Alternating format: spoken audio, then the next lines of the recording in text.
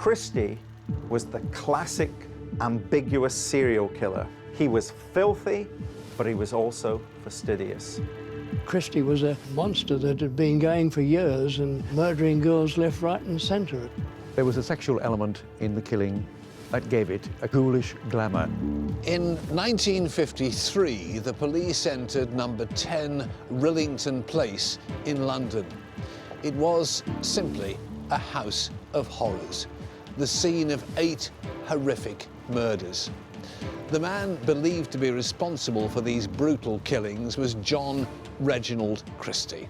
60 years on, I want to find out how this decade of destruction went undetected and how Christie was able to frame one of his neighbours, Timothy Evans, for a murder he didn't commit.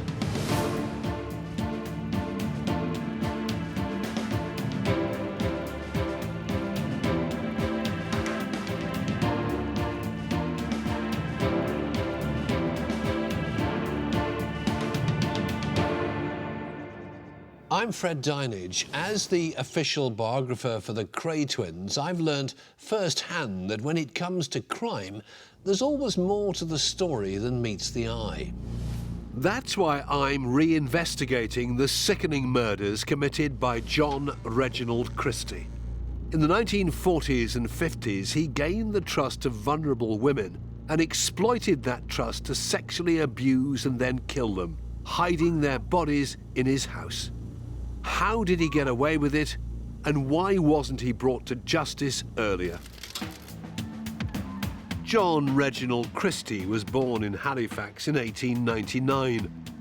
One of 7 children, he was the youngest male amongst a largely female household, and he resented the fact the girls in the family had power over him. It made him crave the opportunity for authority. Someone who knows a lot about John Christie is Edward Marston, an author with a passion for historical crime. Very obedient boy, very bright at school. He joined the Scouts and he sang in the choir. When he joined the Scouts, they gave him a rather nice uniform, and he wore it when he wasn't supposed to. He just loved the idea because it gave him definition. It gave him an authority. It gave him a kind of a role to play, if you like. Women played an important role in Christie's life. One of his first teenage sexual experiences is believed to have made a significant impact on the way he viewed the opposite sex. The girl with whom he went was slightly more experienced, and he wasn't able to have sex with her.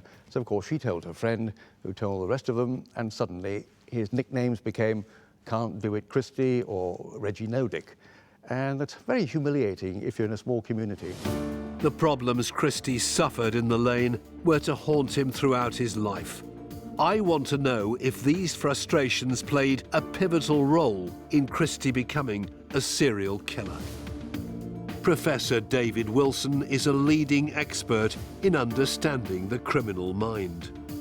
Here's the thing, Fred, which I think has quite a big and marked impact on Christie's development as a killer.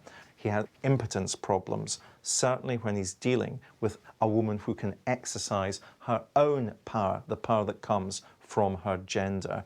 And I think that has quite a big pattern on the way that Christie's going to behave later with those women that he kills. After leaving school, Christie worked as a cinema operator and then a postman.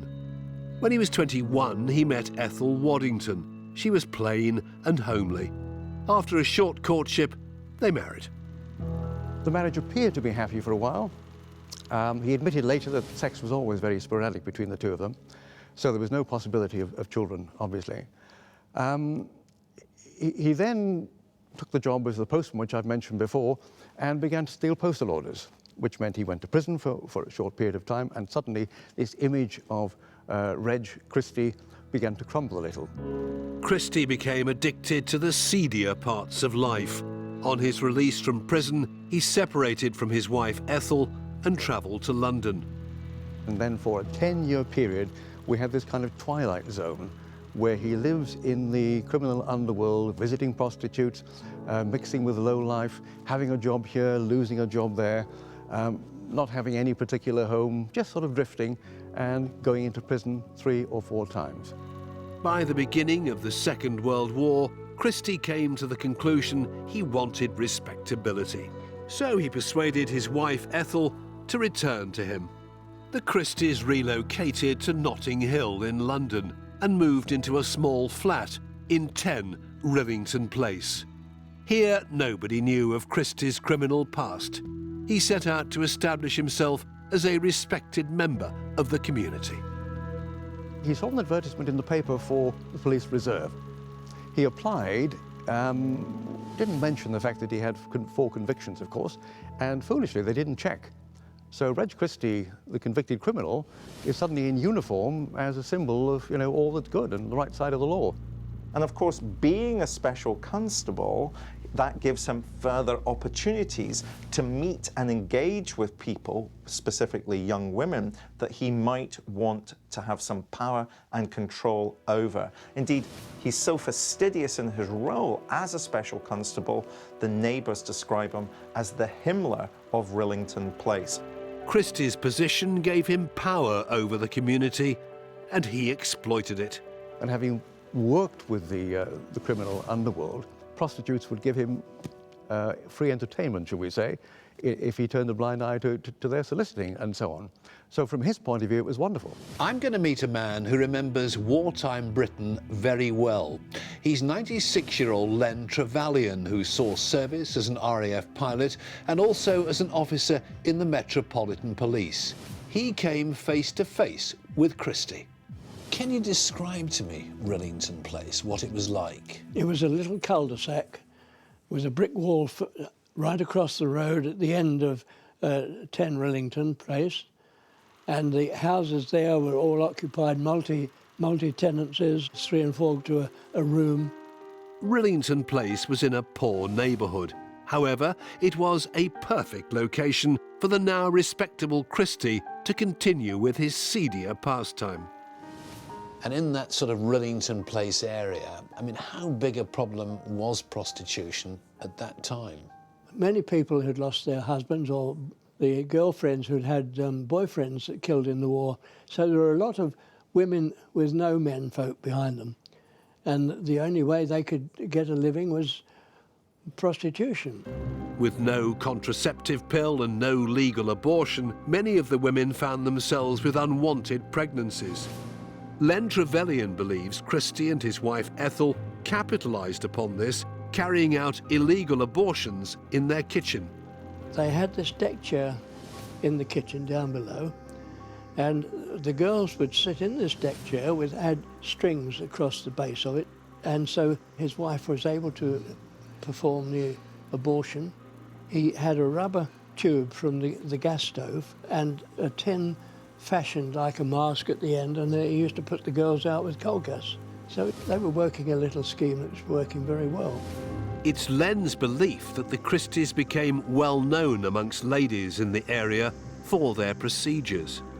But life changed for a while when in 1943 Ethel went to visit with her sister in Sheffield. With his wife away, Christie became involved with a local prostitute. Ruth Fürst was an Austrian émigré.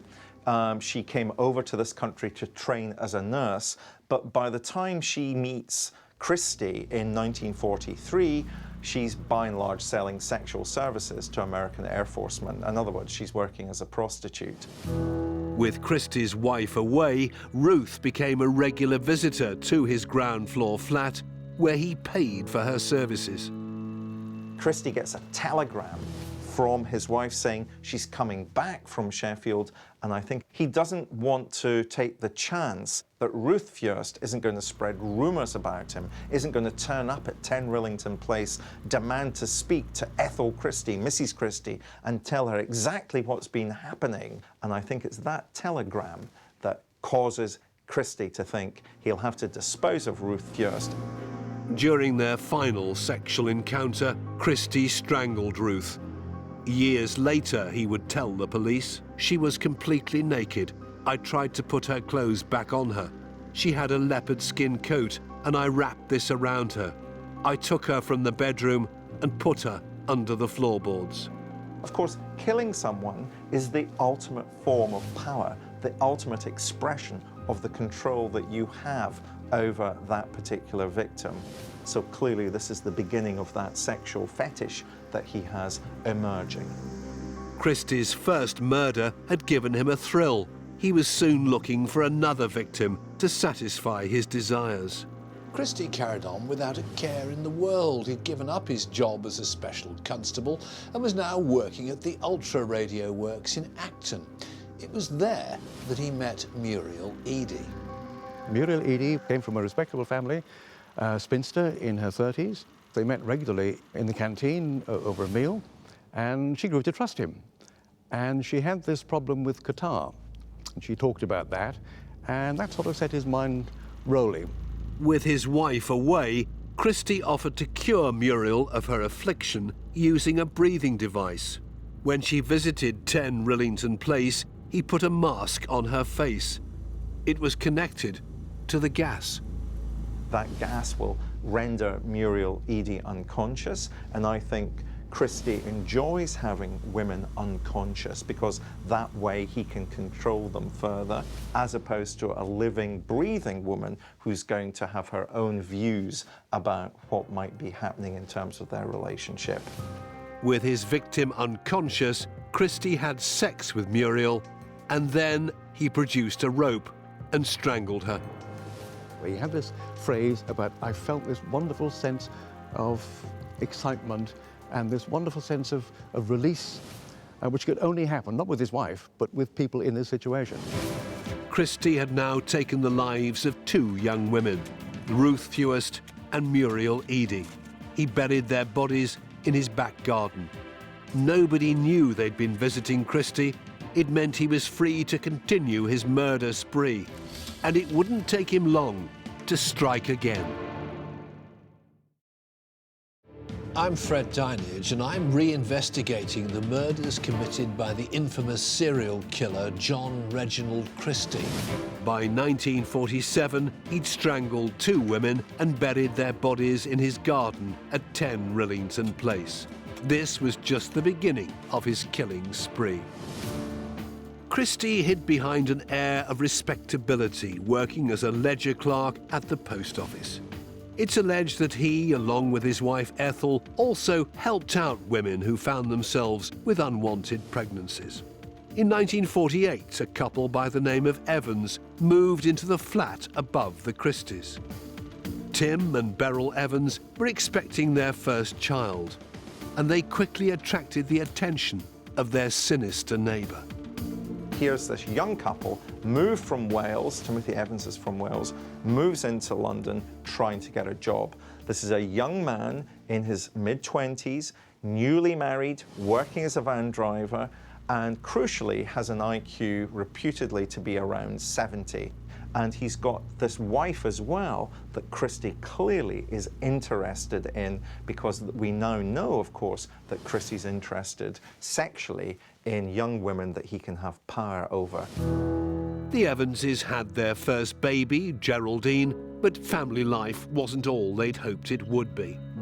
The cramped and squalid conditions of Rillington Place weren't ideal to raise a child.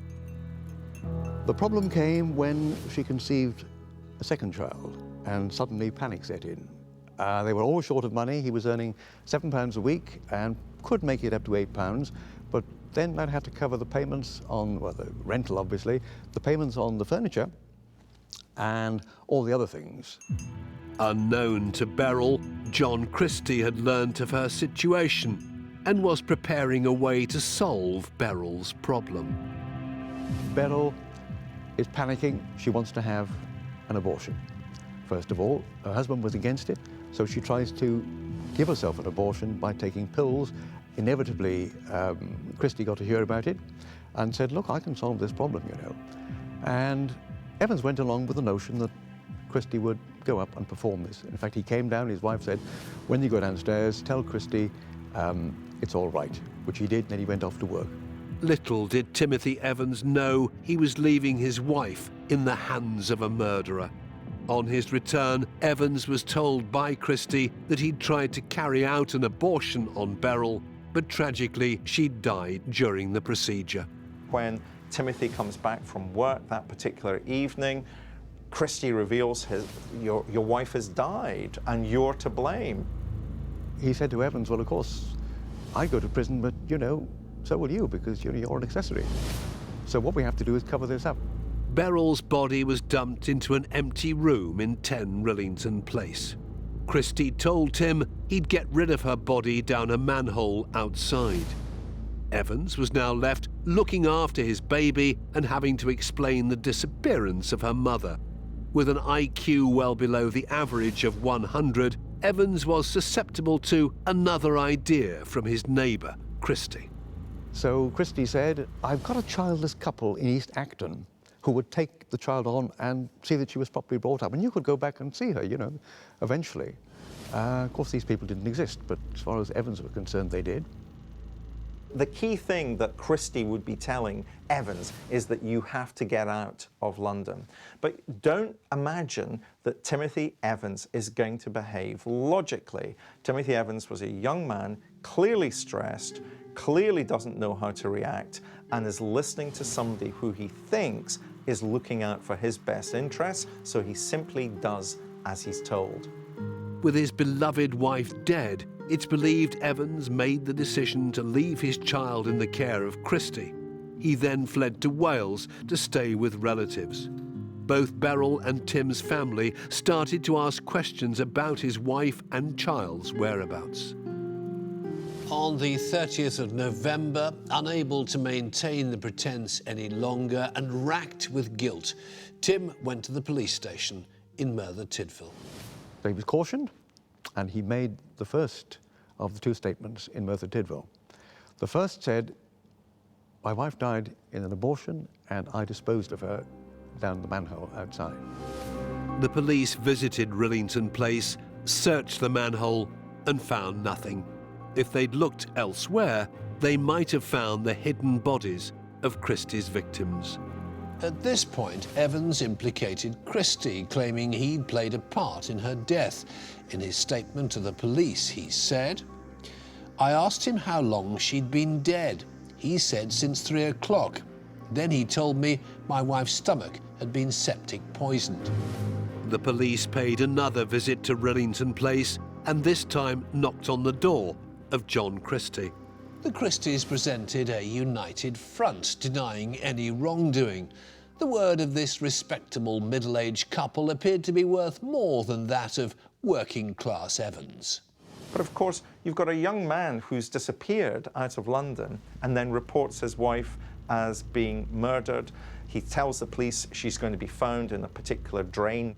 That's a lie, so the police don't have any reason to believe Timothy Evans. Christie told the police that his neighbour Evans was an abusive alcoholic. The police quickly established that Beryl and the baby were missing and carried out a full-scale search of Rillington Place.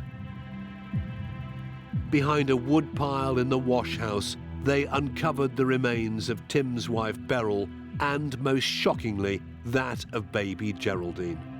They'd both been strangled. But the suspicion of guilt didn't fall upon Christie. He was taken to see the bodies at the mortuary, but he was shocked by the fact that his daughter was dead, because he'd come back firmly believing that Geraldine was still alive.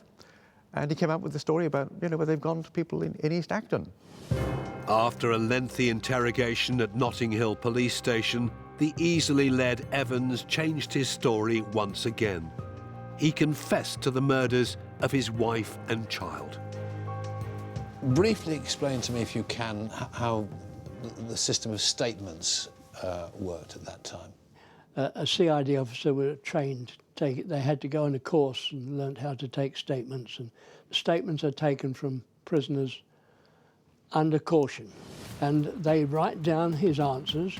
In those days, it was no typewriting or recordings. They had to write out his statements and get him to sign it and acknowledge it. The statements given in this case were crucial. Evans had difficulty reading and writing, so his account was dictated to the police. I'm going to meet Dr. John Olson, one of the leading experts in forensic linguistics, who believes a full stop is just as revealing as a bloodstained knife. If you think of language as being something which is very formal at one end and very informal at the other. So at the higher end of this, we would get what is called police register, and at the other end, we would get what we would call very colloquial language.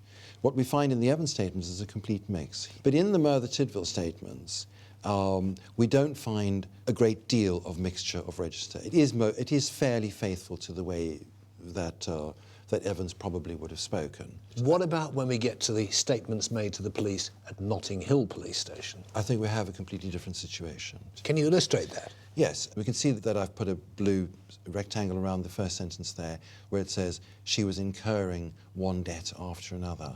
He wouldn't have said This is incurring. Absolutely not. I mean, this is very high register language. Yes. And here we have, I would think, a number of examples of police type language. We have squandering. I accused her of squandering the money. Not a word Evans would ever have used. I don't think so. No. I don't think so. It's a little bit like incurring. Yeah. It's kind of, it doesn't really belong there, I feel. And then that started a terrific argument in my house, but I can't see, you know, a very ordinary chap from the valleys who's grown up in London, very little education, using a phrase like terrific argument. You know, we had a bloody row, is probably what he would have said. Do you suppose Evans actually understood fully what he was alleged to have signed and said? No, not at all. On the 11th of January 1950, Timothy Evans went on trial at the Old Bailey, charged with the murder of his daughter Geraldine.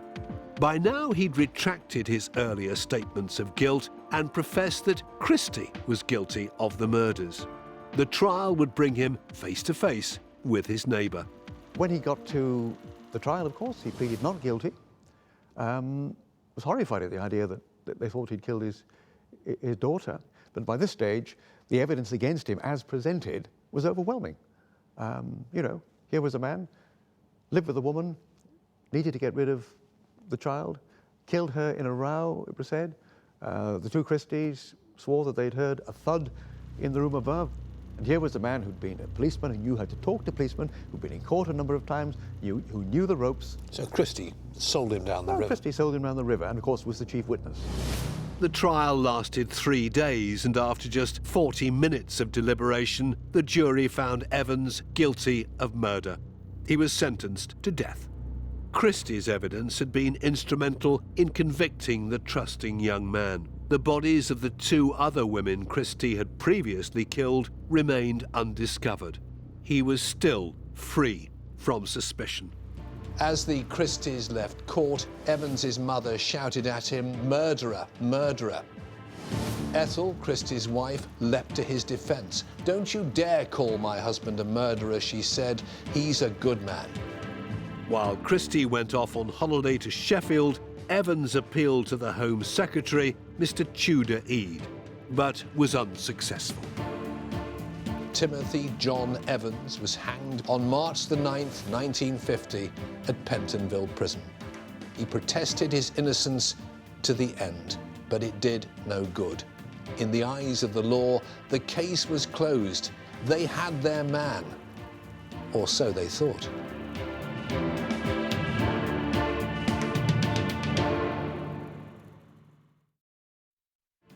I'm Fred Dinage, and I'm investigating the sinister murders committed at number 10 Rillington Place, the home of serial killer John Reginald Christie.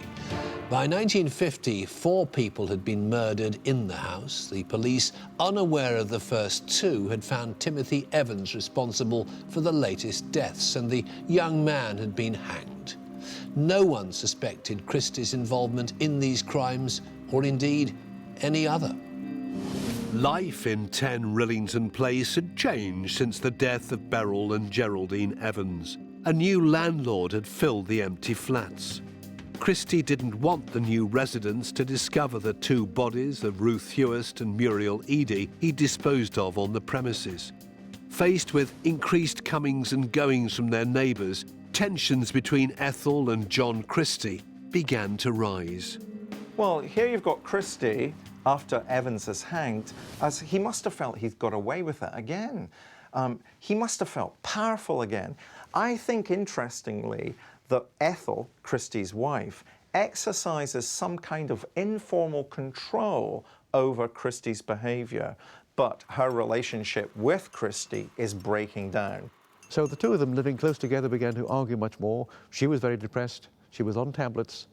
And there came a point, I think, when she must have known rather more than she wanted to, began to put two and two together. You know, there must have been seeds of doubt in her mind. And I think when they were close together and nothing else to do but be close together, Ethel began to challenge him.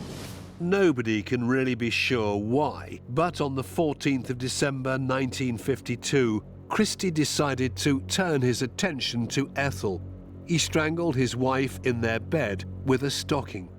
Unlike his previous murders, he didn't take advantage of her sexually. His wife of 32 years had now become just another victim. Christie wrapped her body in a blanket and placed it under the floorboards. The key thing for me is, where do the bodies go to? Because he's already disposed of the bodies of 2 murder victims in the garden, but he chooses to bury Ethel by prizing up the floorboards in the ground floor flat of Rillington Place and leaving her under the floorboard. So every day that he's walking back and forth across his landing, he's walking on his wife. This is again a way of demonstrating in a very symbolic way the control that he must have had over her. Just days after the murder, a theft occurred in another of the flats in 10 Rillington Place. Policeman Len Trevelyan paid Christie a visit and was invited in to the killer's home. When I went up to tell Christie about this arrest that I'd made in his house afterwards, I interviewed him in his front room. And in conversation, I said to him, "What a terrible stink you've got in this house, Christie. Can't you do something about it?" He said, "Well, it's all these coloured people and their strange cooking. It makes a terrible smell." And I thought, well, that doesn't fit in with this. And I didn't realise then that I was standing over the remains of his wife under the floorboards where I was standing. When I spoke to him afterwards, when he was being arrested, and when I was chatting to him in his cell, he said, when I said your wife's body was found under the floor, he said, yes. He said, now perhaps you realise what that smell was that you were talking about when you came up to tell me about the prisoner. In later years, Len Trevelyan believed he learned the motives behind the murder and how close Christie had become to being caught. Did Christie explain to you why? I said to him, what happened after the girls were operated on? He said, well, we used to put them into the front room to recover. And this was his downfall. He said, well, when she found me interfering with the girls, she threatened to expose me and tell the police about me. He said, and I couldn't, and we struggled, and I had an argument with her, and eventually I strangled her in the struggle. Christie explained his wife's disappearance by telling people she'd gone to visit her sick sister in Birmingham. With an empty house, he was now free to indulge his deadly desires and went looking for new victims. Rita Nelson worked at a local tea shop and found herself with an unwanted pregnancy. She turned to Christie for a solution. He claimed that she met him outside a pub and pursued him and came back. I firmly believe she came back because he said he could give her an abortion. And part of the abortion, of course, would have been the famous gassing treatment that he had, where he would offer her something which appeared to be curative and in fact was gas which would have rendered her unable to defend herself in the chair, and then he would have had his way with her. Rita had gone to Christie for help, yet she became the 6th victim to be murdered at 10 Rillington Place. The serial killer was out of control. Then he puts her into an alcove in the kitchen, just had a little sort of cupboard on the front, bunged her in there. Shortly afterwards, there's another lady who comes along, Kathleen Maloney, someone he knows, with whom he's had intercourse before. And again, he takes her back. She was drunk, so there was no possibility of too much resistance. And again, strangling, intercourse. And he rather forgot about it. He actually left her in the deck chair all night, then woke up and found her there. and then shoved her into the alcove, which wasn't very large, so he put her on her back with her legs in the air. So he got two there, with his wife under the floorboards. I think Ethel exercised some informal control over her husband's behaviour, and with Ethel out the way, hidden under the floorboards, the numbers of victims increase and the gap between victims narrows. Now, crucially, Fred, remember this kind of idea that the serial killer at the end of a killing cycle simply inhabits, operates in a world that makes sense to that killer rather than makes sense in any cognitive way that you and I might recognise. Christie was murdering vulnerable women he knew wouldn't be missed. Hectorina McLennan was in need of somewhere to live. Christie heard about her plight and offered her his flat. But she wasn't alone. Hectorina had a boyfriend called Alex Baker who moved in with her. Christie wasn't impressed, but still let them stay. After 3 days, they decided to leave. Christie asked her to pay him one final visit before she moved on. It would be her fatal mistake. He strangled 26-year-old Hectorina before taking advantage of her. Christie then took her body to the alcove, placing it alongside his previous 2 victims. Of course, Baker came expecting to find her there, and Christie said she never turned up. Let's search the house. So they searched the whole house for her, and she wasn't there. Christie made him a cup of tea to calm him down. They searched the streets in a search that Christie knew was totally futile. And for the next few days, he went and saw Baker, kept saying, "Is there any news? You know, what the hell has happened to her?" But all the time he knew exactly what had happened to her. Behind closed doors, Christie was becoming nervous. The bodies of his victims were literally beginning to stack up. Christie took the decision he needed to move away from the scene of his crimes.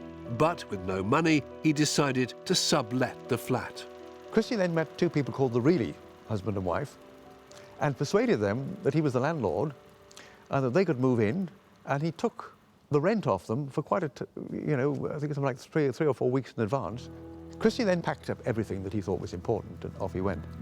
Christie vanished, leaving behind the house that had bore witness to 8 murders and still contained 6 of the bodies. So by the end of a killing spree, a serial killer is psychologically disintegrating. He's no longer thinking in any way that you and I could recognize as logical. Some people argue that they disintegrate because they want to be caught, because they're basically saying, "Stop me." Whereas I tend to think, given some of the people I've worked with, it's not so much that they want to be caught, it's because they're so filled with power. Because frankly, if you've got away with propping up a trellis in your garden with the bone of Muriel Eady and nobody's ever noticed that, if you've been putting your wife under the floorboards and nobody's ever noticed that the smell is overpowering, of course you're going to think you can get away with anything. On the 24th of March 1953, Beresford Brown, a new tenant of number 10, was fixing a bracket to the kitchen wall. He noticed wallpaper covering an alcove. On ripping the covering off, he was the first to see the true horror Christie had left behind. Once again, the police were called to 10 Rillington Place. This time, they left no stone unturned. They found 3 bodies in the alcove. Under the floorboards, they found Christie's wife, Ethel. And in the garden, they unearthed more remains. Bone after bone was retrieved, forming the skeletons of Ruth Fewest and Muriel Eady. By March 1953, 10 Rillington Place had turned into a real house of horrors. The discovery of 6 bodies started the hunt for a ruthless killer, a killer who'd spent a decade living as a real-life Jekyll and Hyde. Just how had this serial killer got away with murder? I'm Fred Dinage, and I'm investigating the hideous crimes committed by John Reginald Christie. He was a man responsible for the murder of at least 6 women, one of whom had been his wife.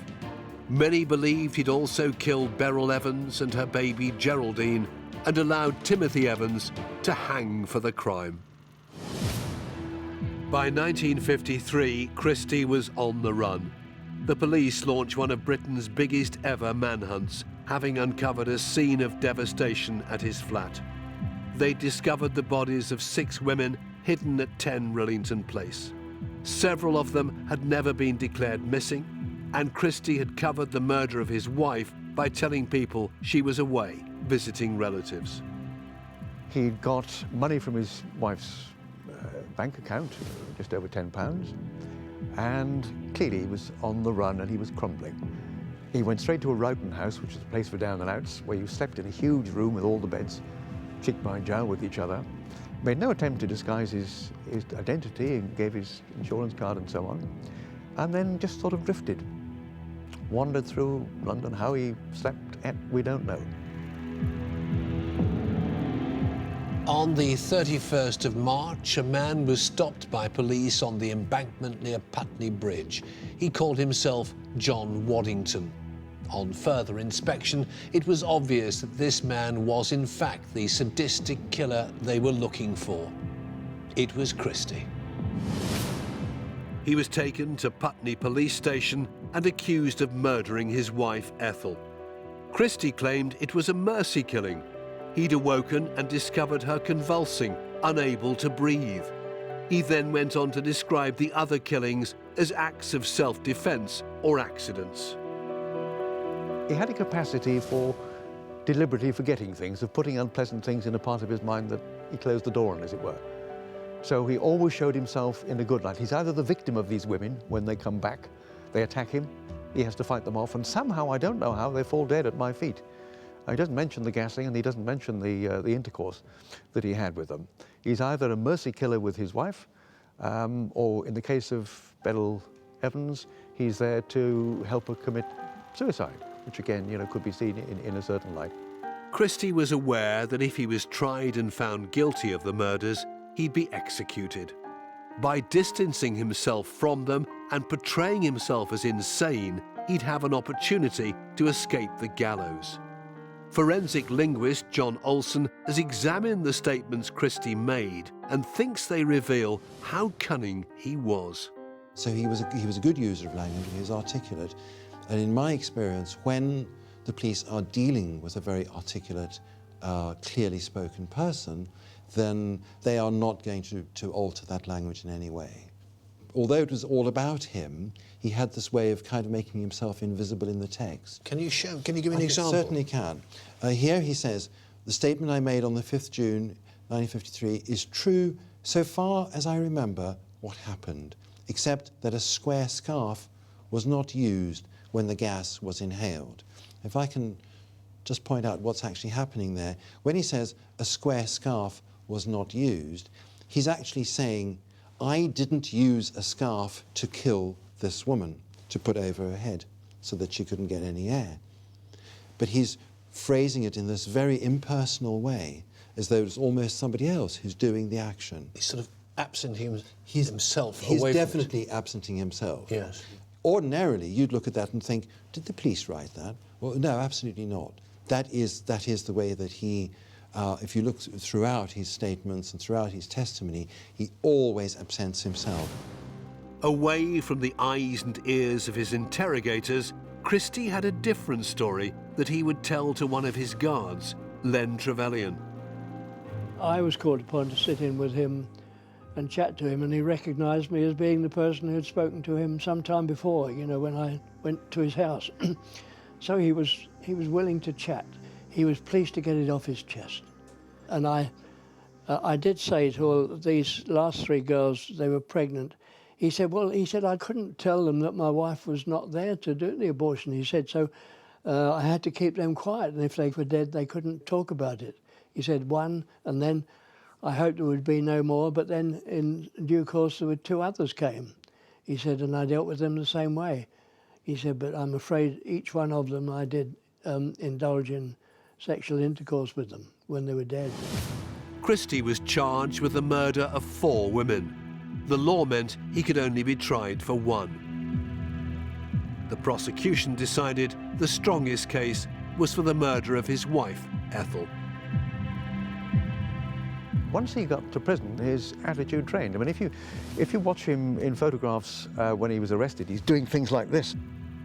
But when he gets to prison, suddenly he becomes, well, not exactly a glamour boy, but he's a bit of a special case. You know, he's been involved not just in murders, but there is sex involved, which is something very unusual at that stage. Most serial killers love inserting themselves into the heart of the story. It gives them that sense of power, of celebrity that often they've desired in the past but can't gain in any legitimate way. And so, of course, Christie would be like that. He would follow the papers, he would enjoy the attention.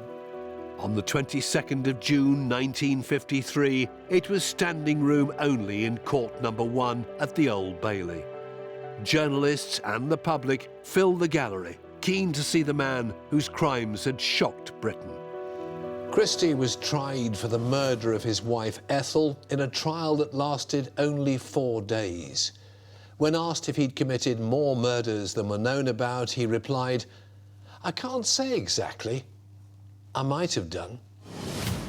Christie's testimony would be crucial in determining whether he was fully responsible for the murders or was insane. While giving evidence, he showed no emotion about the murders of his last 3 victims. It was only when talking about his wife's murder that he burst into tears. The psychiatrist who supported that defence was a man called Hobson, gave a very convincing account, but the other 2 psychiatrists who've spoken to him at great length both said he had a hysterical personality, but that doesn't mean to say that he was insane. He knew exactly what he was doing, and there's calculation involved at every stage of the game. This man planned these things. Christie also admitted to murdering fellow Rillington Place resident Beryl Evans. But there was one murder he refused to take responsibility for, the crime that Timothy Evans had hanged for. That was the Evans' baby, Geraldine. Well, he never admitted to Geraldine's death. He said, "Why should I kill a small child like that?" Well, he knew that it would destroy the image of himself that he was trying to build up. This man who was involved in 1 killing, which could be a mercy killing, and 3 in which he was basically defending himself. Also, he knew that if he went into prison as a child killer, he would be viewed very differently than as somebody who went in as a sex killer. Because if you kill a child, a lot of the prisoners have families with small children, and he's more likely to be attacked and beaten up. In his summing up, Justice Finnemore said that just because a man acted like a monster, it did not mean he was insane. After just 1 hour and 20 minutes of deliberating, the jury returned a verdict of guilty. Christie was sentenced to death by hanging for the murder of his wife. Whilst awaiting his fate at Pentonville Prison, Christie received a letter from Timothy Evans' mother. In it, she begged Christie to admit to killing the baby Geraldine that her son had been hanged for. Christie not only refused, but he also retracted his statement that had said he'd killed Beryl Evans. Why do serial killers in the main not confess to all the killings they've committed? Serial killers that I've worked with never want to speak about those things. I think partly because it's the ultimate form of control. Often they've been seeking power and control in creating victims. That power and control is thus taken away from them after they've been arrested. So how do they then regain that sense of power and control? And what they do is they refuse to talk. They refuse to discuss anything whatsoever about the crime. It's the ultimate form of power and control they can exercise even after conviction. On the 15th of July 1953, John Reginald Christie was hanged at Pentonville Prison. But even after his death, his crimes and confessions left questions unanswered. Christie's admission to murdering Beryl Evans during his trial led to several inquiries. In 1966, Timothy Evans received a posthumous royal pardon, but attempts to formally quash his conviction have failed. The Judicial Review in 2004 described Timothy Evans' fate as an historic and unique injustice. Evans had simply been in the wrong place at the wrong time and had inadvertently moved into a murderer's lair. 10 Rillington Place has now been flattened and erased from the London map. but the atrocities that John Christie committed in the House of Horrors will never, ever be forgotten.